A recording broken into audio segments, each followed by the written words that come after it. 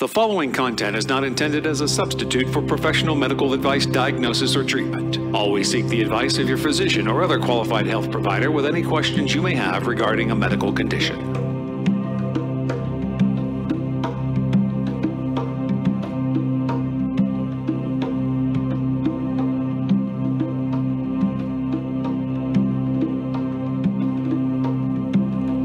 Hello, and welcome to Always Another Way podcast. My name is Marina Spriggs, and I'm your host. I have a master's in professional counseling, and I am the IPPY Award-winning author of Stop Looking for a Husband, Find the Love of Your Life, and Nasty Divorce, A Kid's Eye View. I write positive divorce advice for the HuffPost, and I'm trained in clinical hypnosis. And this podcast is for out-of-the-box thinkers and for those who hear the call of hope and always another way. And if you're very rigid and set in your beliefs, this is probably not your cup of tea. However, you should note, taste can and do change. And I am so excited about today's show because part of Another Way is just doing things another way and not being like everyone else. And what's interesting about life is that everyone has their own journey. And at least I know for me, for some of the times, or maybe for most people, there is no guidebook of do this and your life will be magical. And we can't pick our parents, so you get things from them and you're kind of just forced to do what they're doing for a while. And then you are inundated by media to see, oh, this is maybe what stuff should look like, by peers, by teachers and things. And then maybe you go on a path thinking it's your path, but maybe it's somebody else's path. You don't know. But my guest has a very unique and interesting path that takes him from ups and downs all the way to where he is now. And what is so inspiring about this is that no matter where you are or where you've been in life, there is always another way to do things. So, Lyndol Keith Woodruff is a unique blend of personality, passion, creative, and business mindedness. After an interestingly diverse Hollywood journey involving every avenue of the entertainment business, he's now back home in Dallas after 12 amazing years, focusing on his personal brand as a comedic storyteller and inspirational speaker. Lyndol works as VP of Strategic Partnerships for the Dallas-based production company Thought Culture and is director of the Southwest region for the Recording Artists Guild. He also works with his father on the side, doing energy-efficient windows for homes. He enjoys golf, stand-up comedy, karaoke, reading, and spending time with his wonderful, tolerant wife and 2 kiddos. Lyndol and his family reside in Plano, Texas, with their little Yorkie pool Dolce. So anyways, welcome to the show, Lyndol. It is so good to be here. Thank you very much. Oh, I'm so excited. Thank you very much for having me. This is fun. Nux, yeah. It's fun already, and we haven't even got the show rolling. I know. We just did a little preview. What's up, everybody? On the Book of Face. Yes, on the Book of Face. So, Marina. Let's just begin where you want to begin, and then we'll take a windy road trip down your life. Oh, yeah, road trip is golly. I said golly. I say golly. It's very Texan. That's a good one. Golly. Golly, geez. My wife makes fun of me for that all the time. Good gravy. Wow, it had good gravy. My grandmother always called me Peter Rabbit. What are you doing, Peter Rabbit? And your name's not even Peter. No. Man, it's been crazy, this journey, my life. You said something about unique and doing things different and being different than people. And like anybody that knows me and they find out that my wife is married to me, they look at her and they're like, how do you put up with that dude? Like, for real. I've been a handful my whole entire life. And I come from a background of handfuls. My dad is awesome. He's 70 and he's 16. Vibrant, does push-ups, work out, just go, make it happen. So I guess we could just, a little bit of the story. I want to mainly focus on, I do want to emphasize, like when I tell my story, I'm really working on not letting my story define who I am, but I want to share my story as a means of hoping to inspire other people to make better choices. Yeah. Whew, Is this a cautionary tale? my background is ridiculously full of mistakes. I know people are like, everyone makes mistakes. No, like legitimately crazy amounts of mistakes. Do you know that, what was it, the book A Million Little Things or A Million Little Pieces or something that was on Oprah? Oh, yeah, but it was really a fabricated story? Right, but he was just making up the stories. Yeah. You know, I've had friends tell me, you got to do the same thing, and we're all here to witness.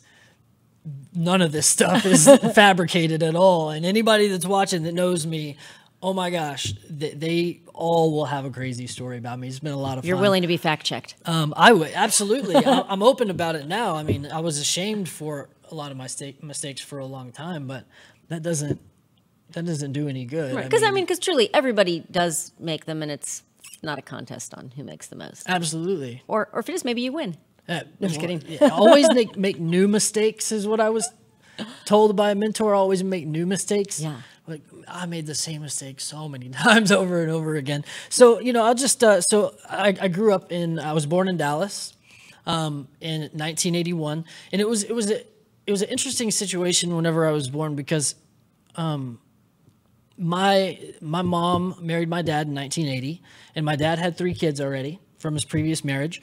And they were, let's see, the oldest was 10 when they married. So he was 11 when I was born. And then the twins were a few years behind. So they're like 7 or 8, something like that. So they were at that age where daddy and mommy are separate. They're confused. They live with dad. And you know, the new woman comes in, and there's naturally some give me my mom back, why are you here type mentality going on. Kids. Yeah, absolutely. And it caused a lot of friction. So when I was born, I was kind of like the new addition to the family. So I learned very early how to act out to get attention. I don't know if I was trying to get attention from my siblings, like, hey, look at me. But very early I started acting out. I was always the class clown in school. I didn't do bad things when I was a kid, but I was just way over the top, rambunctious and always center of attention, and look at me, look at me, look at me. When I was 3 years old, we were in church, and my mom always dressed me in this little suit with a little bow tie.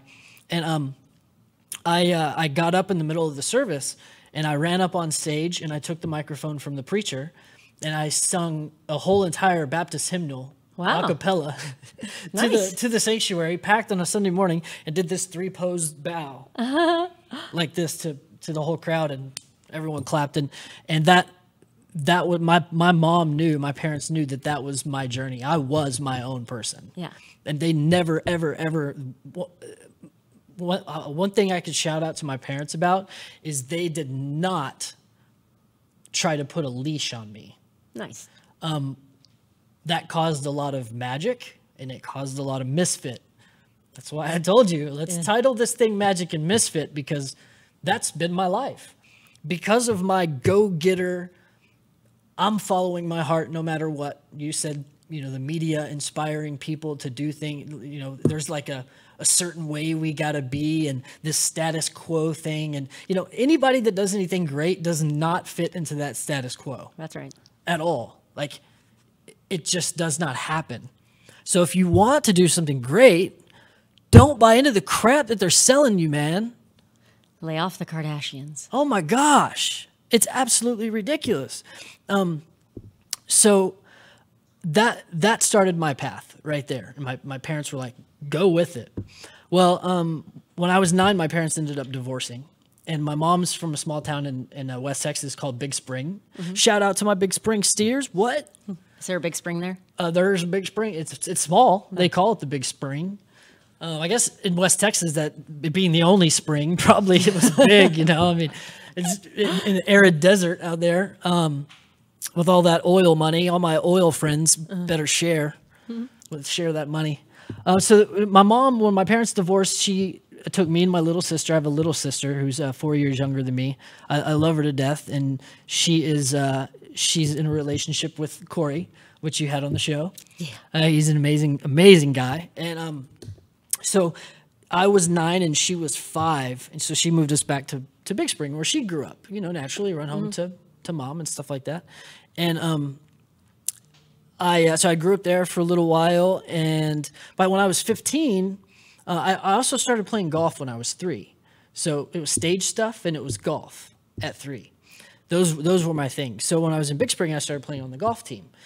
And every summer I would come to Dallas and visit Dad, and I would literally every day during the summer when he was at work, he would drop me off at the driving range in the morning, and I'd practice all day long, and he'd pick me up at sunset every day. Nice. I never took lessons, and I taught myself to become a scratch golfer. Nice. So when I was 15 and I lived in Big Spring, and you know, it's a tiny town and there's not a lot of great, you know, golf opportunities, I wanted to get a scholarship. That's what I was out for. I wanted to play pro golf. That was my thing. Yeah. And I did theater at the same time all through high school. So I was still doing the improv and being on stage. And we did a fall review, which was awesome. I did a portrayal of Jim Morrison. Ooh, nice. And I lip synced. What is it? Lip synced? Whatever. You did a lip syncing thing? Lip syncing thing. Yeah. With some backup singers to break on through to the other side. Nice. To a packed auditorium, and people were beating on the stage. Nice. And I like took the bandana off and hurled it in the crowd like I was cool. And I decided I wanted to move back to Dallas. It was a summer that I had come down. And what's funny is that year, my sophomore year, I fell into a wrong path and I started hanging out with like gangsters in this small West Texas town.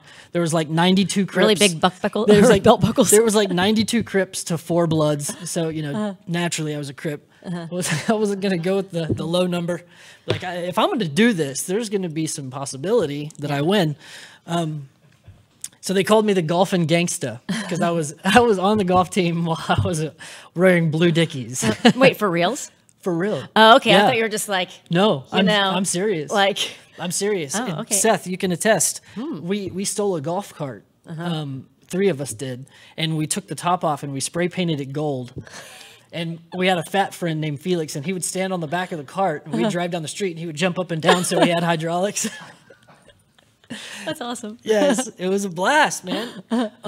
But I realized some things kind of started going south, and I realized I didn't want that life. So I made a decision. I was in Dallas for the summer. I was playing a lot of golf, and I was really good. I was shooting par when I was right before I became a junior. Nice. And actually under par. Some. So I decided to move to Dallas so I could have a better opportunity with the golf thing. It's funny, a few of the guys that I worked at Tennyson Park Golf Course in Dallas during the summer, and some of the guys that worked there, they went to Lake Highlands, and they were part of the cool crew, you know. And they're like, man, you gotta come here. You gotta play golf with us. We could maybe even win state. I don't know. Like this, I was, you know, talking Ebonics. Yeah. Like, yeah, man, that's what's up. We're gonna get a par and a birdie on this hole. You know, from West Coast. Tupac, baby. From Big Spring, Texas. From Big Spring, Texas, straight out the gate. So I made the decision, and they wanted me to be able to fit in because at the time, in late '90s, mid-late '90s, Lake Highlands was it's still an okay area, but there's some parts of it that just went way downhill. Yeah. And then it was probably like the second richest area in Dallas. So they were all wearing Abercrombie and Hollister and stuff like that. And I didn't even know these stores. What are you talking about? I go to Walmart and get Dickies, bro. Yeah. I got 42 colors. Oops, I hit the mic. So they, a couple of them, we went to the mall together, and they helped me shop at Gap and Abercrombie. My dad gave me a budget, and he was like, all right, change your wardrobe. So all of a sudden, I wore some like baggy, I remember wearing baggy Levi's, baggy silver tab Levi's, and a Converse sweatshirt with a big Converse logo on it with some Converse basketball shoes. Not the cool Chucks, not these, but like some bulky, hip-hoppy looking ones, And one of the dudes that actually became a really good friend of mine in high school, he came up to me and he had told someone, he called me white trash behind my back. And that's the first time I'd ever heard that before, used in that connotation. So I was like, all right, well, we got to make some changes. And then they helped me change my wardrobe. So golf team was going really well, and me and my dad, we got an apartment. It was just he and I. And God, I love my dad to death, man. He is incredible, very, very incredible. We got an apartment together, and we all make mistakes, like everybody, like I said earlier, except for little babies. Well, I don't know about that. No, anyways. There's nothing that they could do wrong. So we got an apartment together in the Lake Highlands area, and things were going really good for a few months. I was #1 on varsity. And that's cool. So he moved there to like help get you on the golf team. Yeah. Yeah, that's cool. Yeah, absolutely. And he was in Mesquite before that. That's kind of where Mesquite, Garland, that's where I grew up. So came to Lake Highlands, and things were going good for a few months. I was, #1 on varsity, and things were awesome. And I got introduced to LSD. That'll happen. At this time, I drank some in high school in Big Spring, and smoked some weed and stuff like that. And I just loved it. I loved it instantly. Like the first time I drank was Boone's Farm, Strawberry Hill, and you drank a whole bottle to the face, and I was just done, dude. Like, I mean, floating. Oh, it was amazing. It felt so cool. I'm like, oh, I'm doing this. This is fantastic. But then I got introduced to LSD, and man, that experience. Different drug for sure than Dumb and Drunk. Woo. Yeah. I'm not saying you're. My dad's a drummer, so I grew up listening to Pink Floyd, and my dad would drum in the house and play along. And so I grew up listening to my brothers listen to gangster rap. So I got hardwired at an early age by gangster rap and Pink Floyd. So I love Pink Floyd. I met this dude in chemistry class. He was from England, actually, same dude I went to Woodstock '99 with. And oh God, that was a crazy situation. But we had a mutual best friend. This is kind of how it happened. We had a mutual best friend from Big Spring. So when I found that out, we instantly became friends. It was like, oh, dude, yeah, this is cool. I was, and he's like, hey, man, have you ever done any acid? And I was, no, I've never even seen it. He's like, oh, man, you got to try it. So we went to his garage, and we dosed, and we played pool in the garage all night and just listened to Pink. He was a huge Pink Floyd fan, so we instantly bonded and became like the best of buds. Well, everything changed right then and there. That's all I wanted to do. It was super cheap. It lasted long, and the journey that it took you on was just unspeakable. Yeah, for sure. And anybody that's done that, maybe me too. Yeah.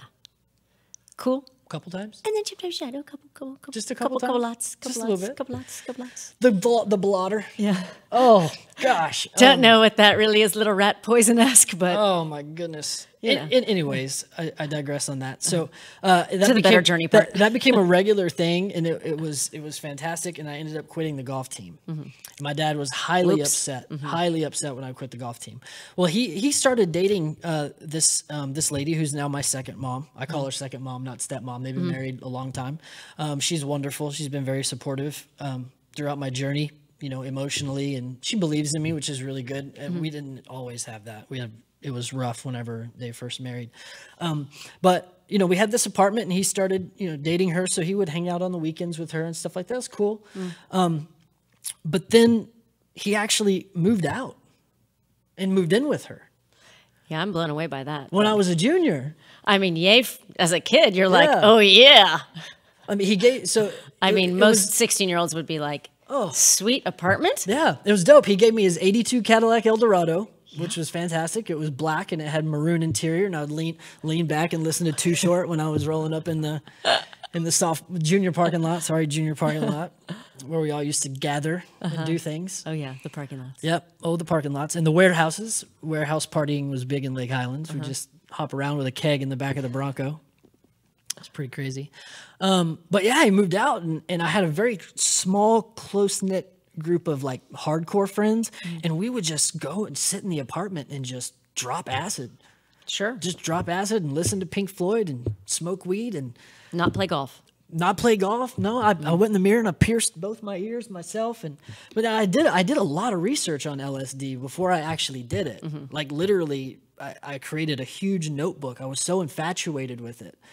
All multicolored sheets in there. I did all kinds of research of the creation, the uses, how they used to use it in and therapy. That you can't die? You can't die. I mean, it's all that stuff. I really wanted to learn about it. And so when I started experiencing it, it wasn't a thing to party, get messed up. It was, I was tapping into a deeper part of myself that does not exist in the 10% of the brain that we consciously use. Sure. That's conspiracy. I like Alternate levels of consciousness. They are for reals. They are, and I love good conspiracies. I know that's a topic for a totally different show, but there's a reason that LSD was made illegal. There was absolutely a reason, because I believe it too. It was bringing too much power to the people, and they were coming together and talking about love, and can't have that. It's hard to have a war if you're loving. Yeah, we're not a society built on love. Anyways, I digress. Oh, we could talk for 42 hours. Or I could talk for 42 hours. Let's bring it around. Bring it around. Yeah. What's next? Yeah. So I started partying a whole lot after that, and ended up having to move in with my dad and my stepmom. The apartments found out that a minor was living there which is really not good. With no parental supervision. Good. Yeah. My dad had sent my older brother there to live with me for a little while. And it was funny because he partied with me, and then he told on me for partying to my dad. Yeah, I think that was fantastic. So I started getting involved in the restaurant business, started waiting tables, and that led to more partying, and I was bartending. And the golf dreams just went like bye-bye. Oh, yeah. Okay. It was totally out of the picture. Yeah, absolutely. My life was just one big party. Bartending on Greenville Avenue and, Deep Ellum, and, get involved in that whole lifestyle when I was 18, 19, 20. And partying really, really hard, and it got very, very, very bad. There was like a year and a half stretch from 20 to 21 that was just copious amounts of alcohol and cocaine and just whatever. Not good. No. Can die from both of those things. Very badly. Yeah. Yeah. And I just kept getting fired from every single restaurant that I worked at. I couldn't stay sober, and my parents were helping me. They were paying my rent. And one day, this is kind of the pinnacle twist. This is where it all kind of takes off in a great direction. Yeah. Finding passion and purpose. I think finding passion and finding your purpose is the most important thing that you can do. I don't disagree. I have a quote that I like to say whenever I speak, and it's planning doesn't lead you to your purpose. Connecting with your purpose leads you to a plan. Ooh, like it. And I thoroughly believe that 100%. First comes the passion, then comes the paper. You know what I mean? So I was waiting tables, and I'd been fired for like 5 months. But did you know this, like, as you're going through it, like, this is not good, or were you just like, oh, whatever, screw them? Or were you just like, oh, no, this is me, but I can't get out of it, kind of thing? I'm going to be very transparent. I'm going to be very vulnerable right now and answer that question wholeheartedly and honest. Yeah. There was one night, I can't believe I'm about to say this, but there was one night that I was so hammered, I blacked out, and I came to in a guy's apartment getting it on with him. And that was not a thing. Yeah. In my life. But you were just so messed up, you didn't even know. I had no idea how I got there. Yeah. I had no clue. Yeah. That right there really sparked something. Yeah. Like, dude, what in the world are you doing? Right. I was looking in the mirror, my face was thanks for sharing in. that, because that's a thing that when you're just messed up, and I know from being messed up and getting in situations like, no. Yes. I mean, countless amounts, but that one right there really hit me hard. Yeah. And it led to some very bad decisions for like 4 or 5 months. I was punishing myself. Sure. And I told myself a story that I was infected, that I was positive now. Oh, yeah, you know what I mean? Yeah, sure. And I didn't care anymore. Yeah. I was like, what do I have to... Because just the shame of like being there, and you're like, might as well just drive it home. Then in the late 90s, there wasn't all the great medication for HIV that we have these days. Yeah, for sure. That just wasn't a thing. So in my head, I was telling myself a story that I was going to die, so I might as well freaking party it up even harder. Oh, yeah. Break out the 4-foot lines of cocaine, baby. And that was the pinnacle. That's when it got really, really bad. Yeah, that's the shame spiral. Man, big time. Big time. So that I had an apartment. I had been out of work for 5 months. I had a roommate. My parents were paying the rent. And I went up to my roommate's job. I was sitting at the bar. I'll never forget this. I was sitting at the bar with a glass of scotch. And I was reading the Dallas Observer, looking in the classifieds. And there was a huge ad about this size in the paper. And it said, "Actors, tired of waiting tables?" And something clicked. I was like, hell yeah, I'm tired of waiting tables. And I'm an acting fool, man. Bring it on. what's the deal? What do I got to do? And I had some like woman standing on it, like posing all happy. Like everything was great in her life. And I was like, you suck. Yeah. So I took a huge gulp of the scotch and I slammed the glass down. Yeah. Closed the Observer, went home, took 3 days to sober up. I called the number, and the office for this company was 3 miles from my apartment. And what they did was they hired actors to go into retail stores, Kmart, Walmart, Sears, all of that, to do live infomercials. Yeah. With knives and, you know, the pitch products you see on late night TV and Sure. the ShamWow. We all know the That dude's ShamWow. making cash. But when I pitched it before it was the ShamWow. It was the Magic Cloth. They all come from the same factory in Germany. It was just white labeled. You just come up with your own brand. So I ended up selling hundreds of thousands of dollars worth of those chamois way before the ShamWow was even out. Nice. So I was the OG ShamWow, and I did not get with a hooker and bite her face or whatever he did. I don't remember what it was I he don't did. know his dark He path. punched a hooker for biting him or something like that. Poor guy. Anyways, so I got hired on the spot to do that job. Now, did you stop, cool your partying off at this point? I'm getting to that. Yeah. But no, but I knew that I had found something that I was excited about. And it's the first time that I had actually genuinely been excited in a long time.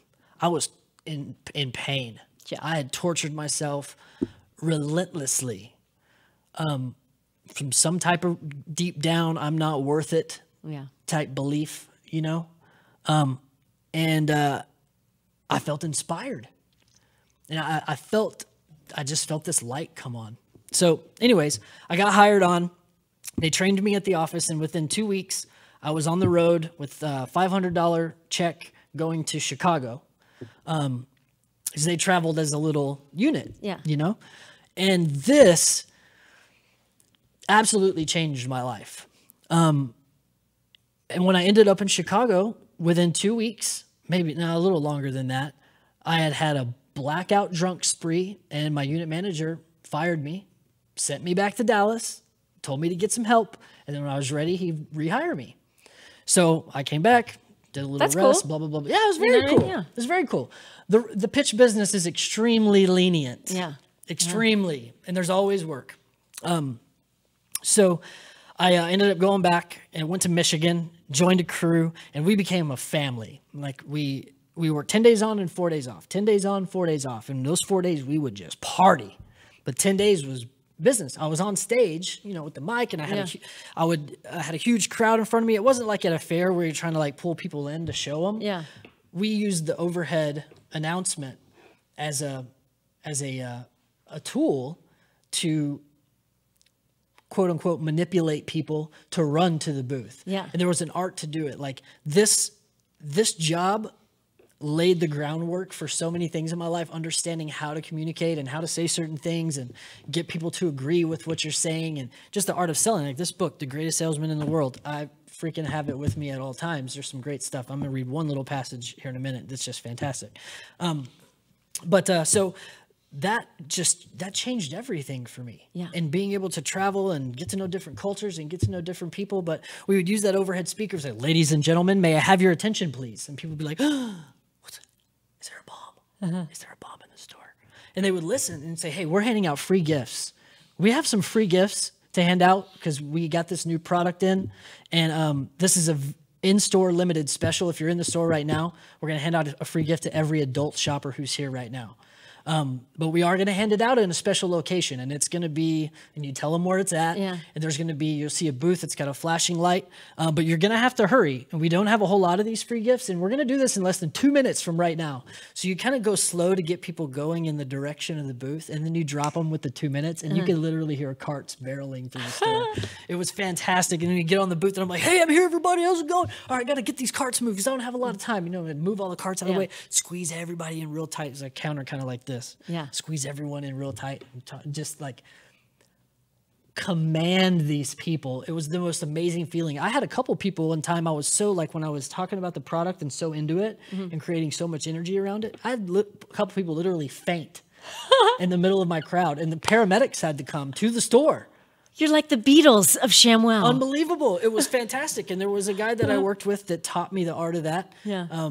Chef Vinny. I will always give Chef Vinny the utmost amount of credit for this because he is one of the best pitchmen I've ever seen, hands down. Just amazing how he works those products. And people just glued in, and you like go through this commercial at the end, and like you do it with this special art, and every single hand goes up at the end. I want one, and people are like, I want 3 for gifts, and you're just counting the money. Just, I mean, I was killing it.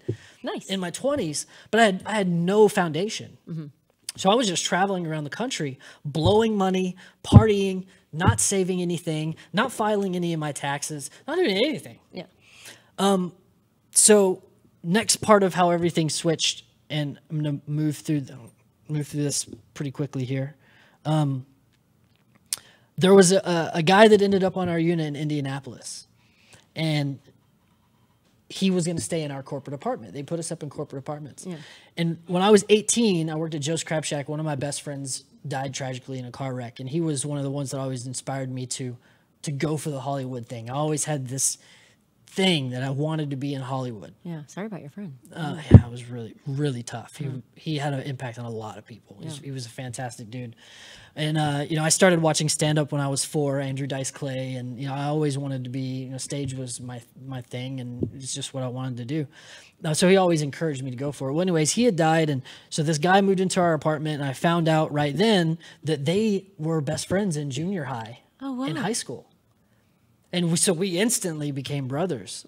And there was this girl that had worked for the company. She wasn't with him anymore, but she was kind of their like claim to fame story. She had got discovered by an NBC executive when she was doing some demonstrations in a store in Chicago. Yeah. And she ended up being on the reality show For Love or Money, and she made it to the very final last 2 girls. So she's on the Jumbotron in Times Square and had this whole like big thing of fame, and did a movie with Jason Priestley after that. So I was like, my thing working in this company is I wanted to connect with her. I wanted to get to LA. I wanted to be her friend. I was hell-bent on that. Yeah. I was on her website trying to email her all the time, like, hey, we got to kick it, like I want to, just what I want to do. Never any response, nothing like that. Well, I found out 2 weeks after being there, training that guy, that his sole purpose was to come to Indianapolis and choose one person to go with him to California and open up a unit with the girl that I was seeking out. What? Yes. Da-da-da. And I got covered in goosebumps when he told me. So he called the owner of the company. He's like, hey, man, I got to take, then I went by Keith, which is my middle name. He's like, I got to take Keith with me. He's the one that I choose. And he's like, oh, he's too much of a liability, man. I mean, he's just, and he was like, no, trust me. We have to take this dude. So that's how I got to California. And it turned out to be the owner of that company that, I started writing jokes 3 years before any of this stuff happened. And I really wanted to do comedy, but all I did was write jokes. So the owner of the company, he told me, man, I'm tired of you writing jokes, dude. That's all you do. You need to get on stage. So he signed me up for an open mic at a coffee shop in San Diego called Hot Monkey Love. And I didn't know it. Yeah. So he's like, hey, let's go get some coffee. And, the whole unit went. And we went, and when we got there, he had me sign in, and I was like, oh my God, dude, what? And he's like, just got to throw you to it, man. You just got to freaking do it. So that's when I did my first 5 minutes. Nice. And I did not bomb. People actually laughed. Nice. That's, because 5 minutes is a lot. It was comedy. It was a lot. And I remember there was a parking lot right across from, the school was the Center for the Blind. And the sign said no parking for the Center of the Blind. So when I got on stage, I was like, man, I was going to park there. And, if they said anything, I was just say, I didn't see the sign. And they got a great little introductory laugh, and that was actually the owner of the company's idea to say that. Got to give credit where credit's due. Yeah. You have to, It's funny how they have all these life coaches on Instagram and stuff, and all these personal development people, and they put out their little memes with a quote that's been used for 42 decades, and they put their name at the bottom because you change 2 words. That drives me crazy. Right. I know, that's Maya Angelou. Come on. Absolutely. So that was my first night doing stand-up, and I was hooked. I was absolutely addicted. That's what I wanted to do. And I was in California. I couldn't believe it. Right? So I remember it was time to leave San Diego, and we were finally going to go to Los Angeles. And the Los Angeles unit was going to open. And me and the girl that I was trying to get a hold of, we became really, really, really good friends. I got a DWI in San Diego. She came and bailed me out the next day, helped me get my car back, all that stuff. She was amazing. So we end up going to LA, and as we're driving to LA, I'm like, man, this is where I'm supposed to be. God, if this is it, if this is legit, if this is where I'm supposed to be, give me a sign. Just give me a sign. Like I haven't had one enough as it was, but if you're driving up the 405 from San Diego to LA, as soon as you get to Long Beach, the sign says now entering Los Angeles County. And as soon as you do that, the first exit when you enter Los Angeles County is Woodruff Avenue. What? I literally said, give me a sign, and that was the freaking highway sign. That's a sign. Right when you enter Los Angeles County. And I was like... That's a sign. A real sign. Wow. A real sign. I'm where I'm supposed to be. Absolutely. So that kind of started the whole Hollywood thing. A whole bunch of stuff happened in Hollywood then. I ended up having to move to Colorado to live with my brother because I got fired again because of partying. Still drinking. Still drinking. I just couldn't. Alcohol will take you down. Man, I couldn't stop. It had turned into a major, like, if I started, I couldn't stop. Now, eventually, after 4 days, when my body was just wore out from so much drinking, I would stop and I would rehydrate, and then I would stay sober for a little while because I just couldn't. I wasn't a day to day. Yeah. So it really messed up a lot of things. And I was in Colorado for probably about 9 months, living on my brother's couch. My brother had been sober 10 years at that point. So ironically, I went back to work at Joe's Crab Shack, where I worked at when I was 18, in Colorado, and I got a phone call from a friend of mine who told me, he's like, "Hey man, I got a movie that I'm going to do, and I finally got some financing for it, and I have a part for you. And there's some named people that's going to be in this movie. I need you to come back to LA." And I was like, dude, I got no money. I don't have a car. My driver's license is suspended. Like there's nothing I can do. And he was like, well, that's how the greats make it, dude. You just got to come. You just got to have faith. You just got to make the decision, take action, and persist. That's what you have to do. Positive, patient persistence with prioritized action. Yeah. And I'm like, whatever, dude. You know what I mean? Sounds so good. Sounds so good. So easy too, right? Psh, yeah, right. Whatever. But it's where the power is at. That's for damn sure.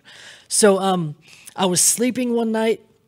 I said, let me pray about it. Let me meditate on it. Let me think. All right. So one night I was sleeping. It was 3 a.m. I was woken up from a dead sleep, and strike me down if I'm lying. Right when I woke up, the air conditioner came on in the trailer, and I literally heard an audible voice come out of the air conditioner that said, "Go to Hollywood."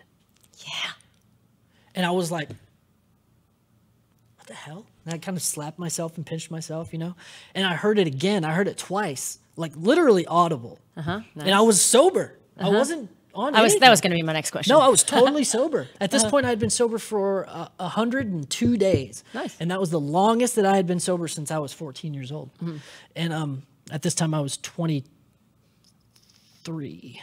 Yeah, 23. No, this was 2007. So I was 25. So I jumped up. I ran into my brother's room. I went straight to the closet. I grabbed 2 luggages.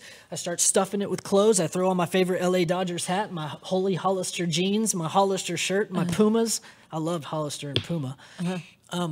And I stood at the base of my brother's bed. I had my backpack, had a luggage, and I woke him up, and I was like, dude, we got to go right now. You're taking me to the Greyhound station. I had $360. I had no car, suspended driver's license. I knew it. I absolutely knew it. And he woke up and he rubbed his eyes and he looked at me and he was like, that's the right thing to do. And I did not expect that response. Yeah. And he said, I just woke up from a dream of you walking down Sunset Boulevard wearing that same outfit with that backpack on. What? And he said, I'm not even lying to you, dude. Let's go right now. Awesome. Yes. I love that. Just crazy. So we went. He dropped me off at the Greyhound station. I didn't have anywhere to go. So I took a a makeshift cab from the Greyhound station. You know, people just sitting out Yeah. there like, hey man, I'll give you a taxi for $10. You know what I mean? I'll take it. Yeah.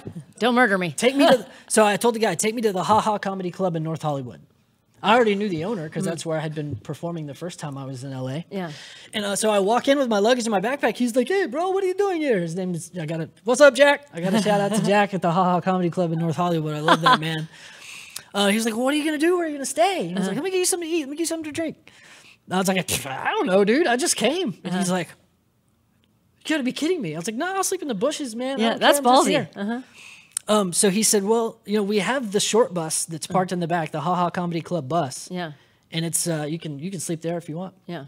So that's kind of how that all started. And I met some people, started doing comedy, and within a very short amount of time, I was at networking events and I was meeting people, and just it started snowballing. And this was in 2007. Started building these really cool relationships, and all these opportunities just came my way because of my charisma, is what my mentors were telling me. Like, dude, you have such amazing ability just to connect with people instantly. I got a job working for a charity called Watering Seeds Organization, and they help physically challenged people and disabled veterans rehabilitate through sports. Nice. So they do like wheelchair tennis camps, wheelchair basketball clinics, and stuff like that with major celebrities. They do a lot with the Department of Defense, and just really amazing stuff. So I got to work with them, and one of the guys that was on the board was from Dallas. He was a music executive, and we instantly became friends. And I have a huge passion for music. And he was like, hey man, why don't, this was 2009. He said, I'm building the Recording Artists Guild. We don't even have a website yet, but me and a couple other executives, we noticed like, hey, we don't have a guild. There's a Screen Actors Guild and a Producers Guild and a Writers Guild and Directors Guild, but there's not a Recording Artists Guild. Yeah. There's nothing that looks after musicians as people and giving them benefits and, you know, taking care of their people. So that's what we're building. And I would love to have you come on board and, you know, go be on the business development side, go to networking events on our behalf. And, you know, you're great at meeting people. We need these type of people. We need this connection, this connection. So that's what I started to do. Nice. I started to connect dots for people. Yeah. And that was an even cooler purpose, but it got me off stage. Yeah. I got away from my passion. Right. So that started going good. A lot of cool stuff happened with Recording Artists Guild. And, you know, like you said, I'm director of the Southwest region now. A lot has changed in the last 10 years.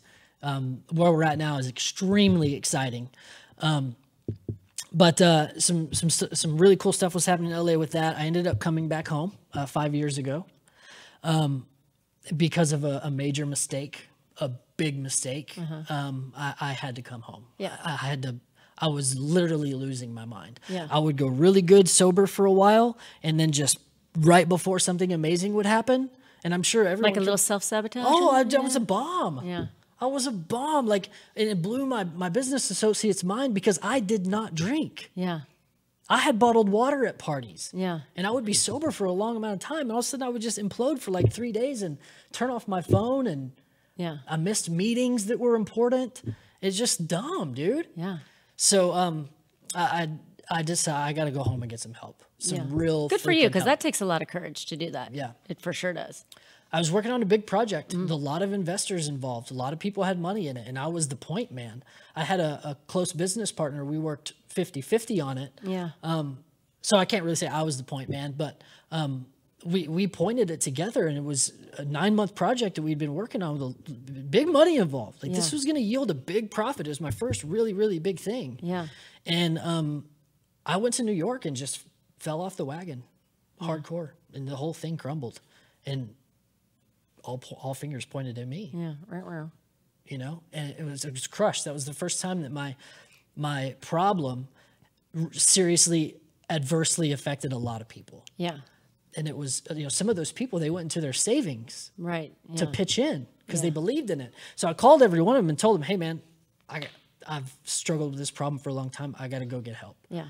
And they were all like, dude, we got your back. That's cool. You know, a couple of them stayed mad. They probably still are mad. And you know, I mean, things happen, and you know, it sucks. But anyway, so that's how I got back to Dallas and started doing some things to get my life right and back on track. And you know, I'm married now. I got married. I got to give it. My wife is she is amazing. Good. And just, I don't know how she puts up with me. I have no clue. That's why I say amazing, tolerant wife in my bio. And we've got 2 kids. They're her kids. He's 11, she's 7, and they're fantastic. You know, being in Dallas and things being good over the last few years, I have been able to team up with the guys that formed Thought Culture. And I was there from the very beginning too. I don't know why I'm able to find these things at ground floor. Yeah. I just attract them. And the guys that founded Thought Culture are amazing, amazing guys. They care about the people. They're socially conscious. They understand the importance of treating people right. And they're amazing at what they do: video production and animation and motion graphics and branding and storytelling. We call ourselves a digital narrative strategy company. Ooh, I like it. And in the words of Kevin Fleming, our CEO and head of post-production, we are the Swiss Army knife of production companies. My title is VP of Strategic Partnerships. One of my main jobs was to do a lot of finding. Are you the corkscrew? Yeah, exactly. And finding other service providers that could be of assistance to our clients in other areas: digital strategy, web development, things that we don't do at the core. Right. So the big foundation over a span of the last 2 years has been predicated on valuable strategic partnerships with great people that do great work, that deliver on time. We do pride ourselves on never being late. We've never missed a deadline the whole 2 years with these So videos. how did you make that change of missing deadlines to meeting deadlines? Yeah. Well, in my personal life, I still struggle with it a little bit. You know, just to be completely transparent, there's still some old habits that I'm really trying to break through. I've done a lot of personal development work. I'm a huge fan of personal growth and personal development.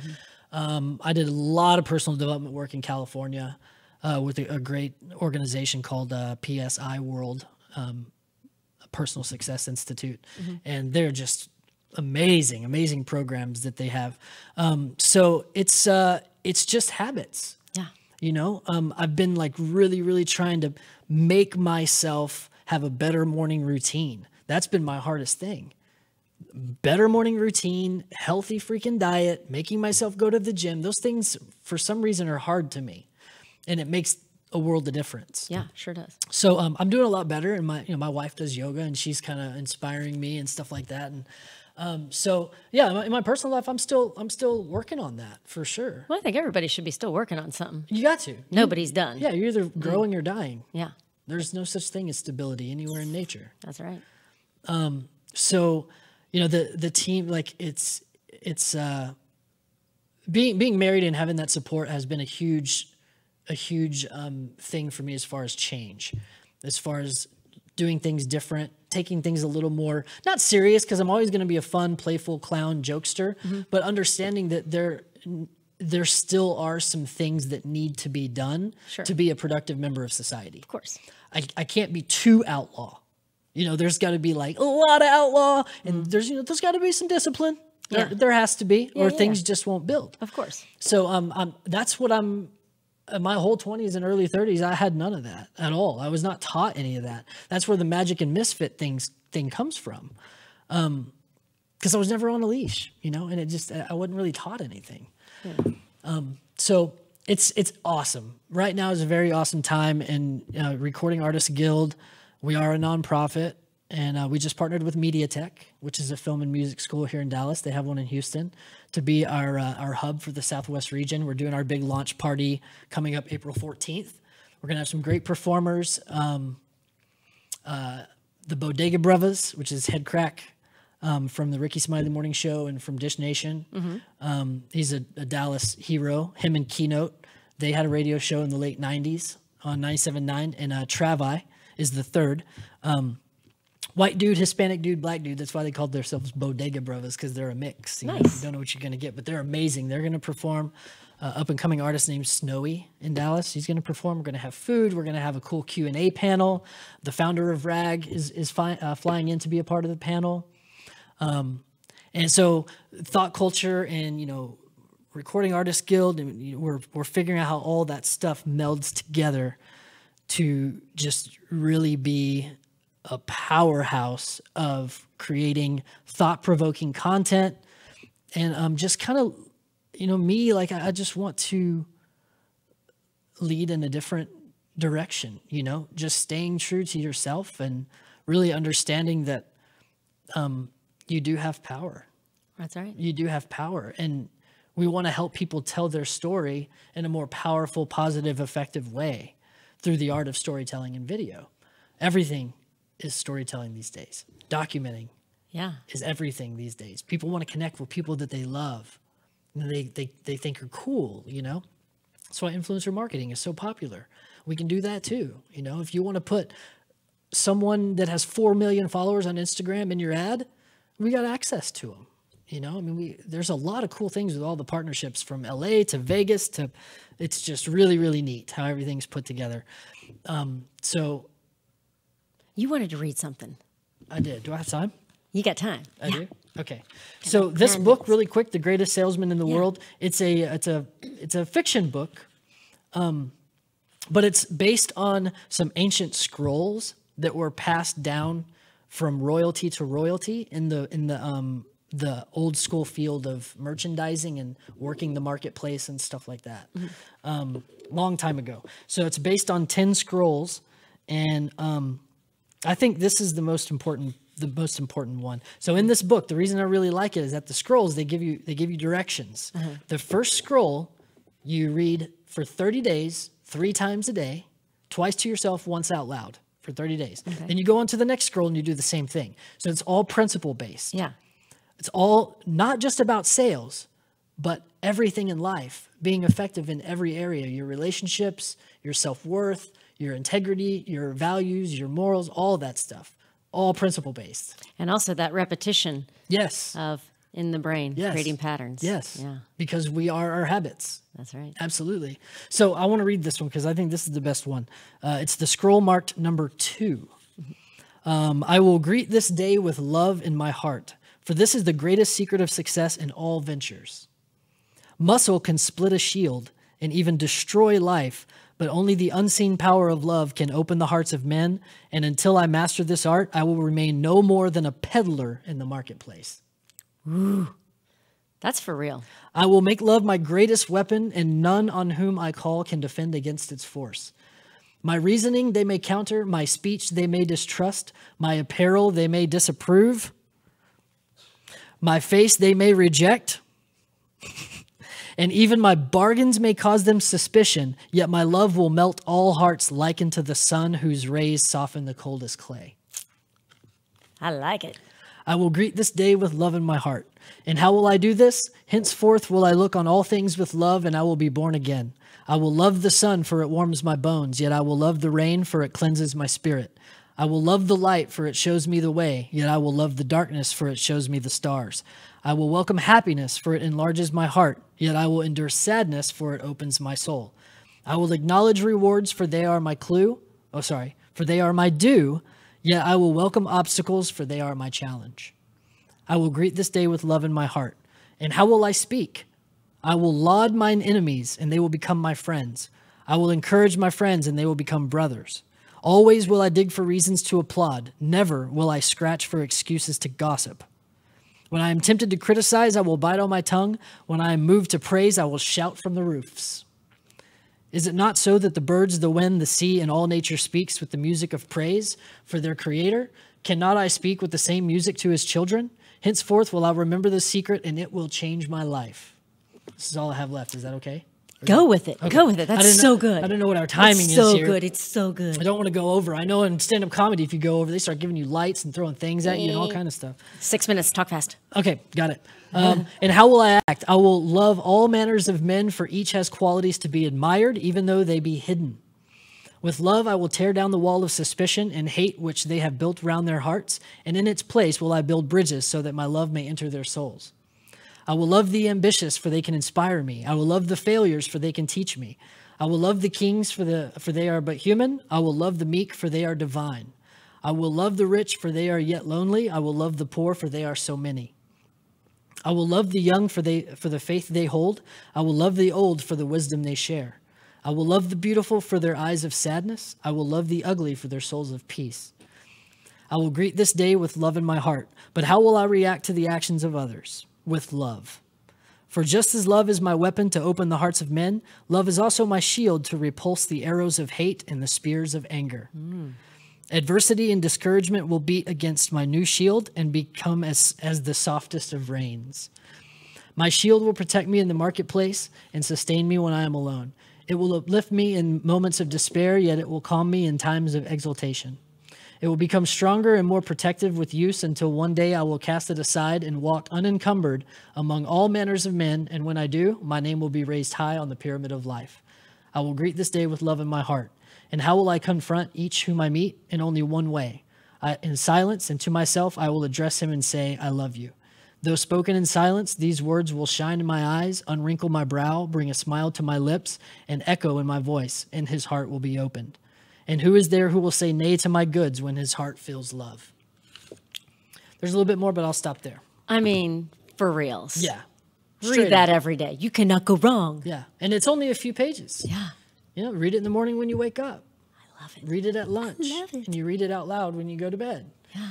It's really just, this is a great little book. And also, like neuroscience proven, you smile, that does things. People can hear a smile in your voice and all that juiciness. Yeah. And even if you're not happy, just smile. It sends chemicals to your brain. And man. the last podcast I had with Chris Voss talks about how they do that. And he said sometimes he'll be in a bad mood and he'll just force a smile because it will begin to change. Yes. And love changes everything. Absolutely. It's 100%. So, all right. So like one more minute, tell us, like, or two more. Well, so we're going to be all that stuff. And we're going to put everything in the show notes too. So you can learn all about it. It's a good time. And, you know, my team is, they're very supportive and they're going to, you know, help me kind of create this personal brand for speaking. And, you know, I just really want to talk to more people. I just really want to share this message of just hope, you know? So, in a funny way, I just love speaking. There's so many things I can speak on. So I'm getting all that stuff together. Nice. Real and, you know, all that stuff. Eventually I will write a book. I'm trying to find a good ghost writer because I'm not really a writer. I'm a storyteller.